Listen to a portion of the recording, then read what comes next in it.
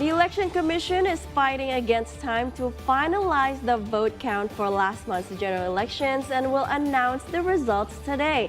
Now, 36 out of 838 provinces have completed their vote count except for Papua and Highland Papua.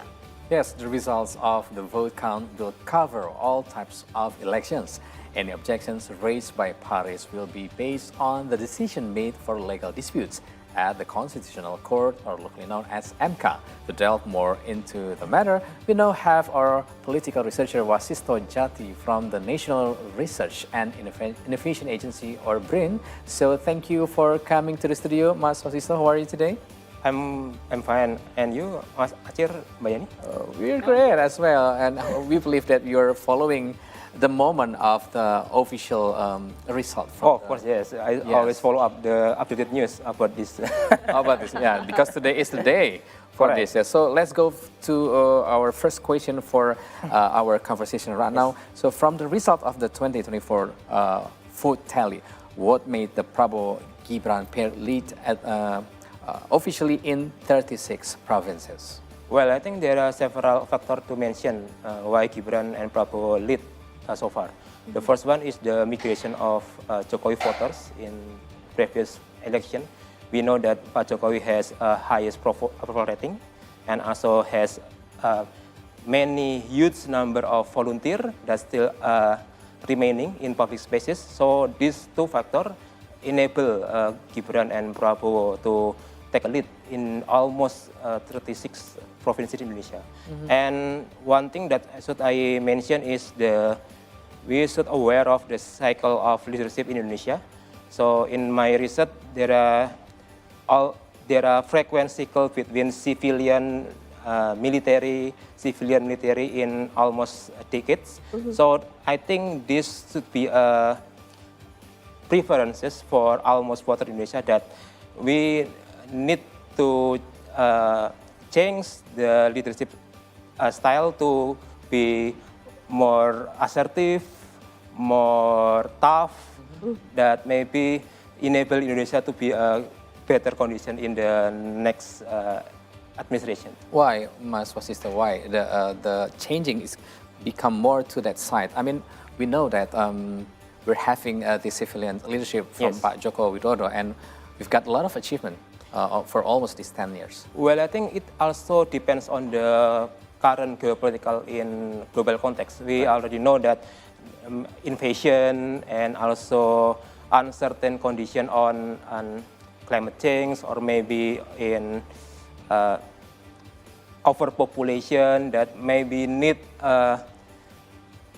strong leadership to overcome these matters. So I think people come to mind that this is maybe feasible to have a strong leader that maybe have a military background to helm the nation. So we can say that you have the point of view that it's more to the global matters. So that's why Indonesians think that for the next leader we need to kind of the leader that more assertive and having a military background. Yes. Yeah, because comparatively in other developing countries, Indonesia democracy always unstable between lean to idealistic position or maybe pragmatic position. So that's why in current case, maybe Indonesia also follow up this pattern, that maybe come to the military background that maybe below the leader. Because I also noticed that some countries also have this situation, especially in other developing countries. So I think this is a similar pattern among countries, especially in Asia and Africa. Especially in Asia and Africa. Yes. Right. Okay, so can we talk about Anies and Muhaimin pair now? Okay. They have the most vote in Aceh, about 2.3, and also in West Sumatra with 1.7. In your opinion, what factors enabled the Anies and Muhaimin pair to win in Aceh and West Sumatra? Well, I think there are historical factor and also political factor. Let's say in the first factor. We already know that Aceh and West Sumatra has strong tendency to be anti-central government in recent decade. So as we can see on the last previous election, PDIP and Pak Jokowi himself did not win over in these two regions. So that's why I would say this is anti-centric government that maybe are still remaining in this region. And also we also already noticed that this region also have a strong rebellious nature in the past. We also have PRRI and also GAM in Aceh. So I think this, what I say, ethno-nationalism factor still play a role in shaping preferences among locals. Among locals. Yes. In terms of West Sumatra, you've mentioned about maybe the story of PRRI, for example, or PRRI. So is it already in the past, actually? But you think it still has the influence until upcoming now? Well, I think maybe not having a strong influence like as we did in the past. I think also blended with the Islamic factor that may be also more playing a role in these two regions.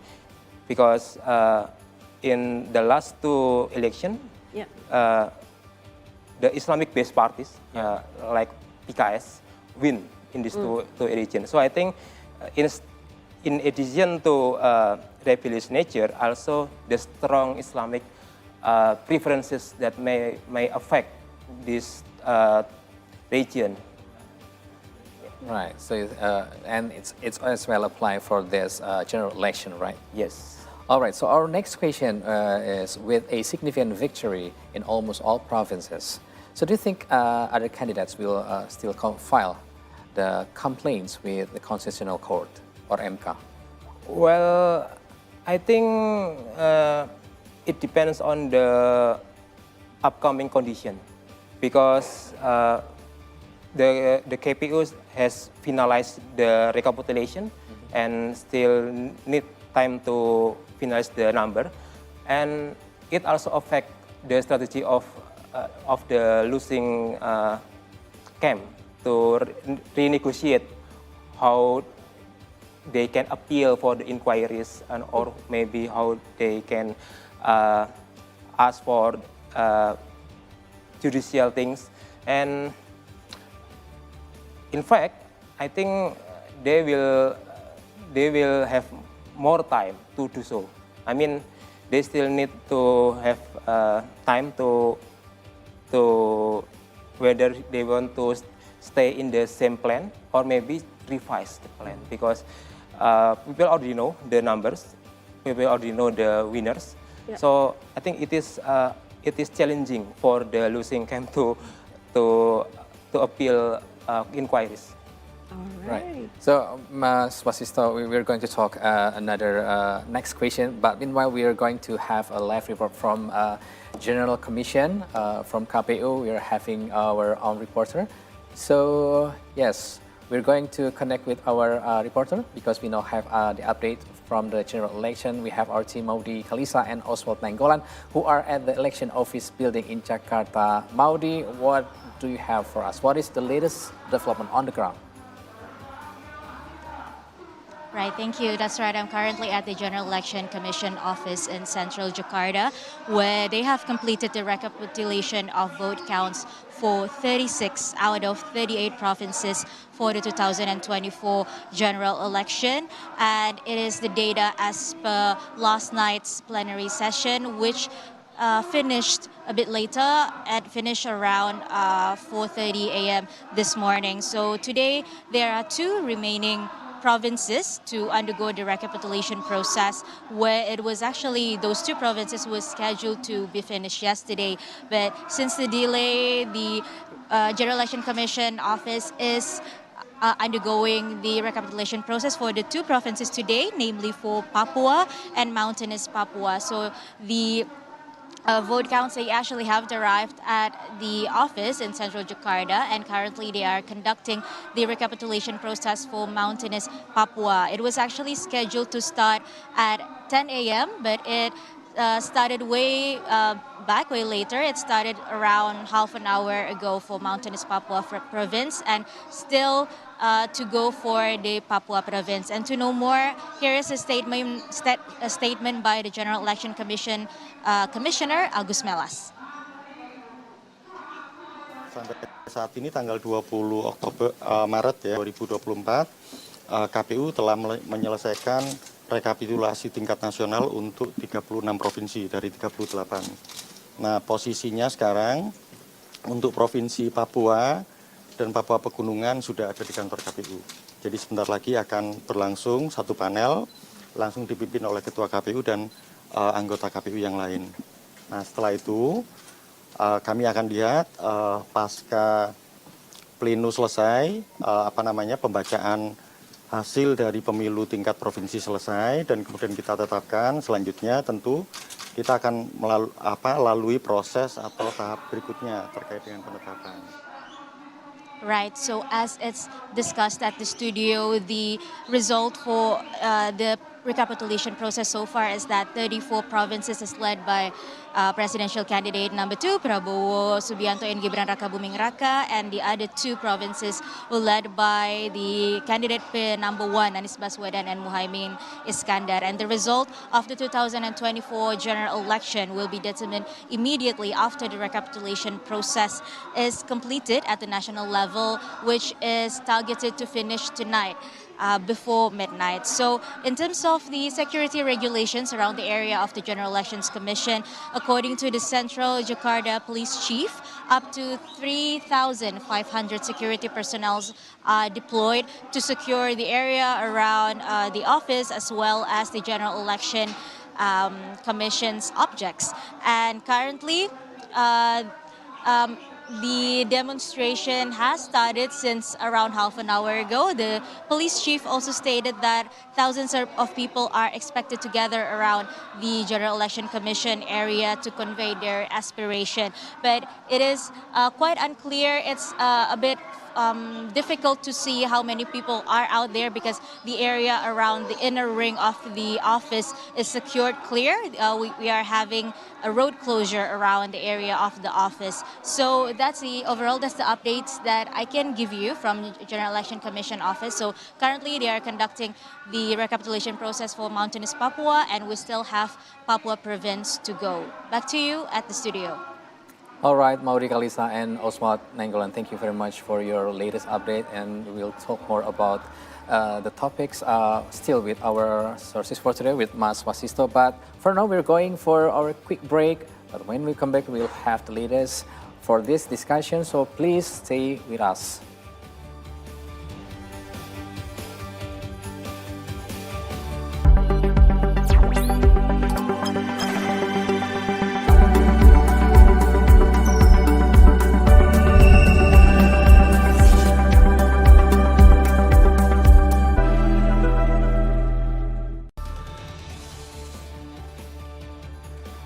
All right, welcome back to the program, and we're still going to talk about the detail of the recapitulation result by the General Election Commission,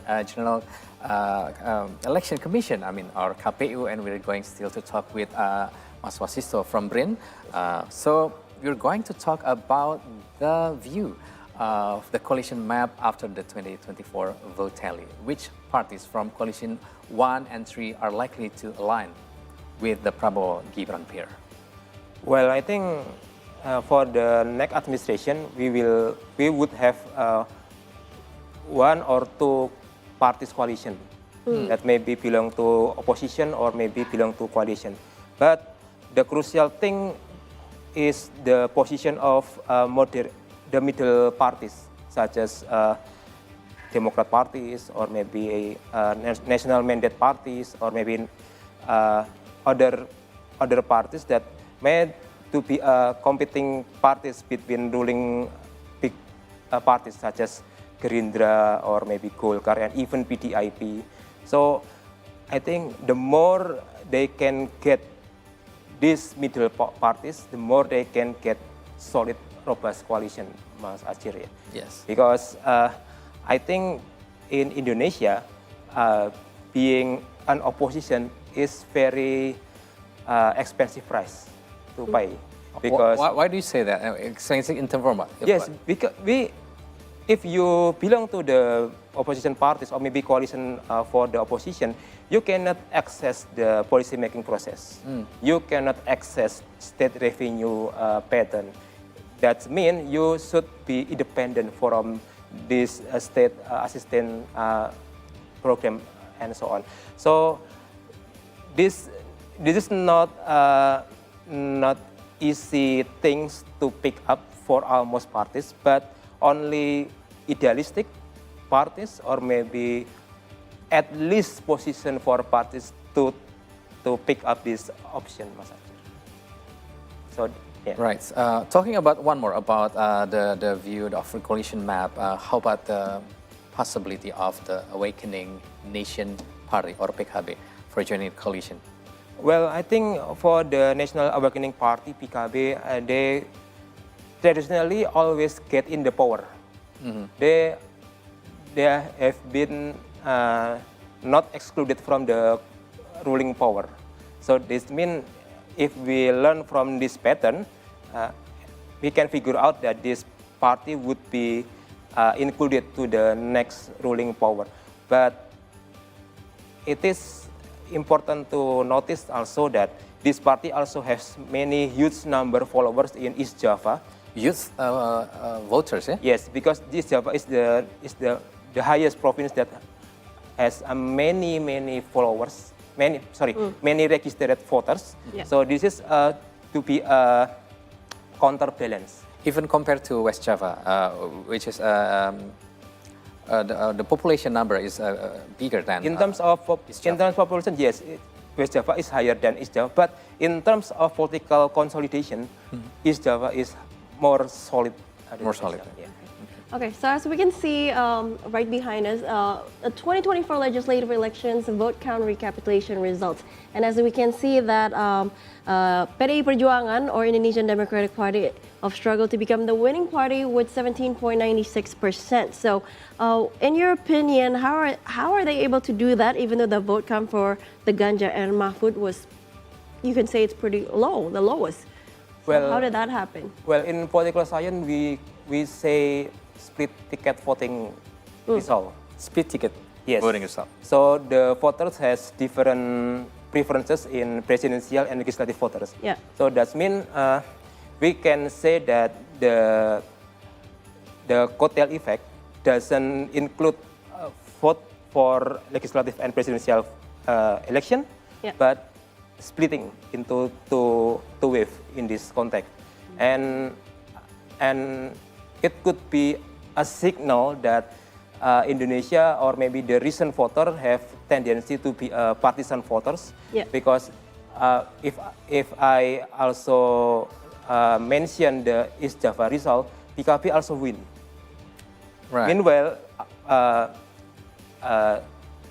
Anies and Muhaimin lose. Yeah. So it is also a signalement for the next political constellation that we maybe have partisan voters gradually in the next upcoming years.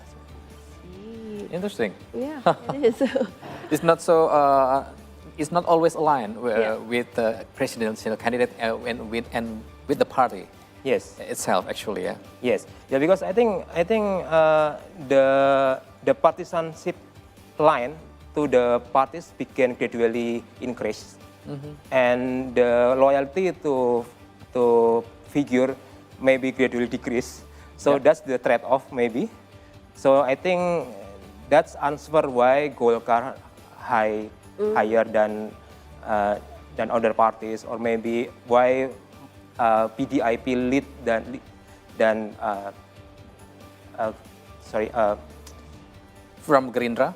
no, yeah, Gerindra, and also even his pair, their pair, Ganjar and Muhaimin. Oh, Ganjar and they're the presidential Mahfud. candidate, yeah. Yes. So we were about to ask about the Golkar effect, because since you've mentioned about the term of tailcoat effect, right?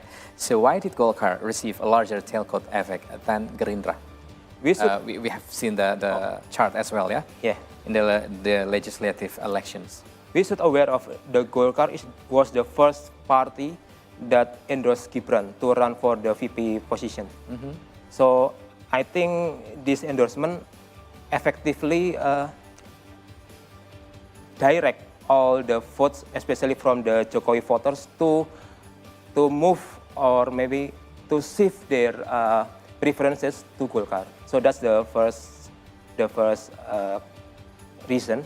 The second reason, I think, because Golkar traditionally is a ruling parties, so maybe offer more secure, more stable parties rather than other parties. So I think these two reasons may be to be a notable factor that attract voters, especially undecided voters. I see. All right, so we're kind of curious about this one. Yeah. How is the international community responding to the victory of Prabowo Gibran? Well, as we can see on social media or maybe other news outlet, many world leaders already congratulate Prabowo Gibran.